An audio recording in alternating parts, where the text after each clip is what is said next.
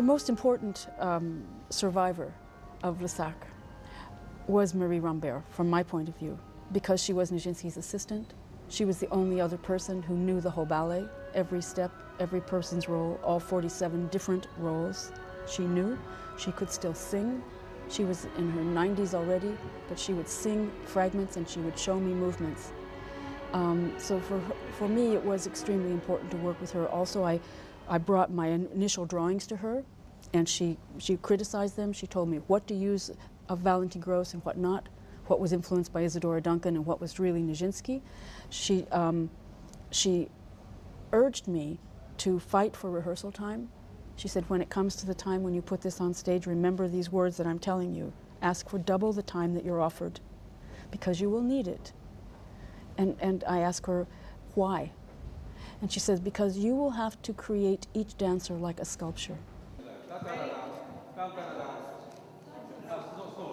Between 1, 2, 3, da da da da. 1, 2, 3, 4, da da da. So 1, 2, 3, 4, 5, 6, 7. 1, 2, 3, da da da da. 1, 2, 3, 4, da da da da da da da. Then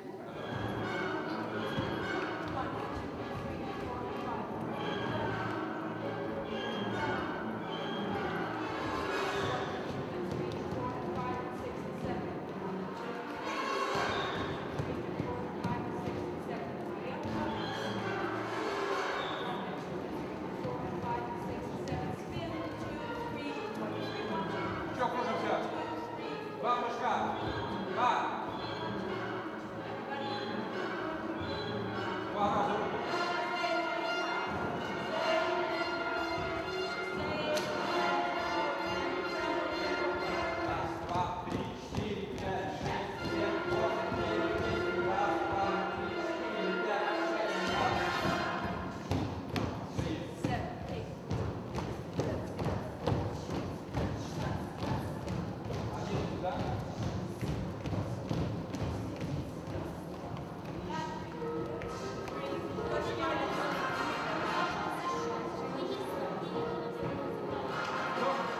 Millicent and I have staged this ballet now so many times and restaged it that it's quite easy to just accept that all the knowledge is there as regards Rurich's designs and the costumes and the decors.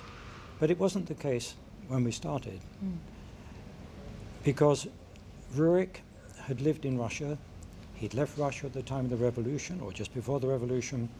He came across Europe to England, to the United States, and then he'd gone to Asia. He'd done many paintings, easel paintings, on Slavic themes, and he'd also designed on a number of Slavic theatrical works, and on more than one occasion.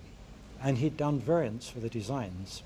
There was great confusion amongst art historians, writers, and various people who were interested in theatre about Rurich's designs. In Russia, when Millicent and I went and interviewed the curator of the Russian Museum, who was an expert on Rurich, she was convinced that the maidens in both acts only wore white costumes. There were many difficulties.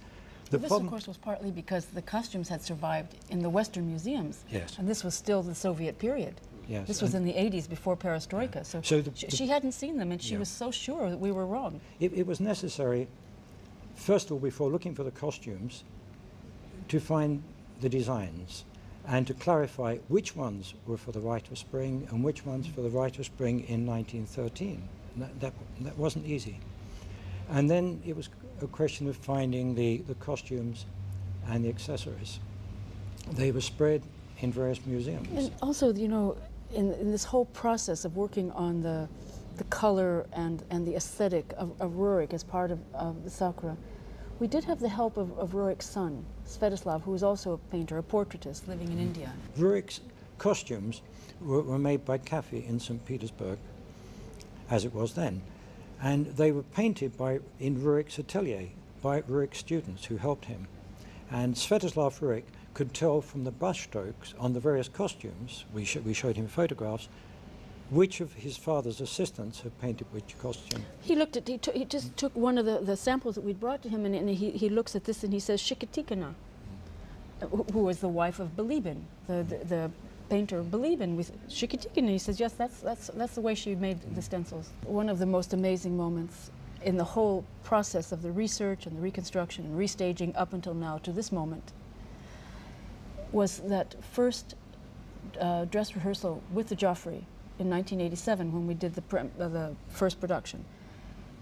When we saw all the costumes on stage in color, because it had all been in units and building blocks up until that moment, and suddenly we saw the whole stage in stage light. It was as we were seeing them for the first time when we listened to them and saw them played against the music. It was such an extraordinary thing, and we realized that in spite of all this meticulous color work that we'd done over the years, in our heads somehow we had the black and white photographs. And suddenly the Ballet Russe had the benefit of color.